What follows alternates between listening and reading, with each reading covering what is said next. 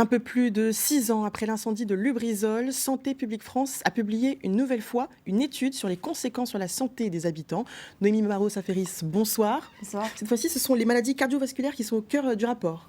Exactement, l'étude s'appuie sur une base des données de surveillance des maladies où sont enregistrées les consultations médicales, les passages aux urgences ou les hospitalisations. Pour construire l'indicateur, 3 zones ont été sélectionnées. La métropole rouennaise, exposée à la contamination de l'industriel Lubrizol, regroupant environ 350 000 habitants, et 2 autres zones témoins comparables par leur taille mais non exposées à l'incendie, celles du Havre et de Caen. Les données concernées s'étendent de 2016 jusqu'à avant l'explosion jusqu'à la période Covid.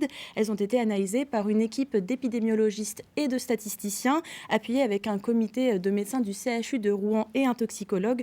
Je vous propose d'écouter Myriam Blanchard, qui est chargée de ce projet d'étude. L'étude qu'on vient de réaliser, ça porte sur les indicateurs de santé cardiovasculaire, puisqu'on a des études qui nous montrent que la pollution de l'air peut engendrer des effets cardiovasculaires, donc c'est ce qu'on a regardé. Et les résultats montrent que l'incidence de quasiment tous les indicateurs de santé cardiovasculaire qu'on a étudiés n'a pas augmenté après l'incendie par rapport à la période avant l'incendie. Et Noémie, si certains y voient des résultats plutôt rassurants, ce n'est pas forcément le cas du collectif d'union des victimes de Lubrizol. Alors.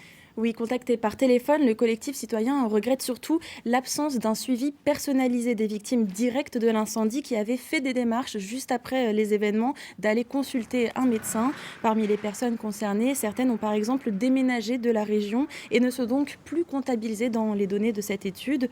Et le collectif y voit aussi une banalisation de la catastrophe qui décharge une partie de la responsabilité de l'industriel, des données financées par Santé publique France qui finalement pourraient servir la défense de Lubrizol lors d'un potentiel procès dont on ne sait toujours pas quand il aura lieu. Pour ceux qui l'ont vécu, impossible d'oublier ce 26 septembre 2019 où un énorme panache de fumée et ces 10 000 tonnes de produits chimiques s'étaient déversés sur eux. Merci beaucoup Noémie pour toutes ces précisions.